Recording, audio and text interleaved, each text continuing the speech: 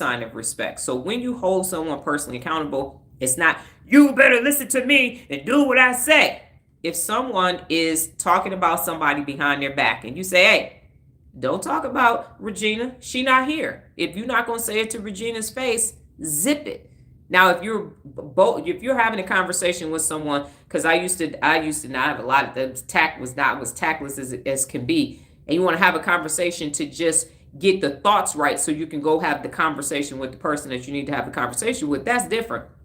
But talking about smiling in your face all the time and want to take your place, backstabbers, no. If you're not going to say it to their face, don't say it. If you're not going to do that, if someone says, "Hey, I'm working on losing 20 pounds," and you see them with a donut, I thought you said you was working on losing 20 pounds. Ain't no diet. What you on, a donut diet? If they say I ain't drinking no more, and then next thing you know, you at dinner and they drinking red wine, I thought you said you wasn't drinking no more. Somebody tell you they writing a book. Hey, where's chapter one at? Where's chapter one at? So it's for everything. I'm going to start working more with my employees, and you go on vacation for a month. I thought you said you was about to be undercover boss and working with your employees for a month. I thought you said you was getting promoted at work. What did you do that was extra at work? So holding them accountable is so that they can become their best. That's what that is for. It's not, you better do exactly what I'm saying or else we're going to have a problem. It's no.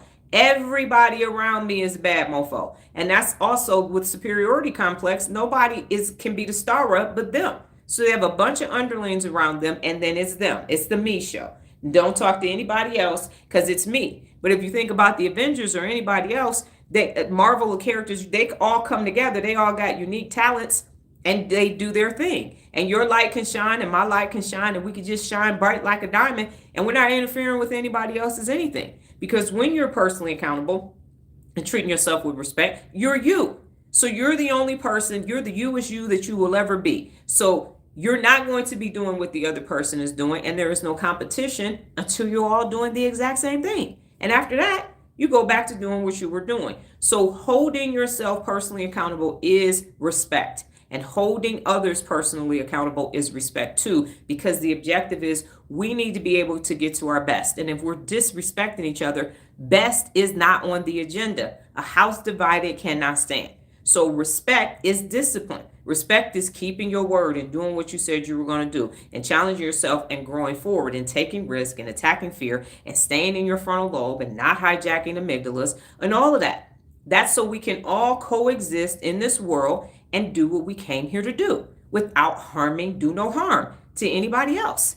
So that's why respect is so important. If you like, and when you're younger, you like your friends, but then you're so disrespectful to each other. Like, that's not how friendship works. I respect you as another human being, so let's go ahead and do this. And it's not about not having conflict. Handle conflict when it occurs is one of the 74 principles of real leadership, because if you're growing and changing, conflict is a part of that. And that's when you sit down respectfully, handle the conflict, strive for win-win, collaborate, and move on. That's what makes personal accountability so phenomenal, is that it teaches adults how to interact with each other regardless of our differences. That doesn't matter. We all need to coexist and make the world a better place until it's best. And it can't happen if you don't have self-respect. It starts with self-respect, and then you can treat other people with dignity and respect. If you don't respect yourself, you're not going to respect anybody else. If you don't treat yourself with dignity and have dignity, then it's not going to happen for anybody else.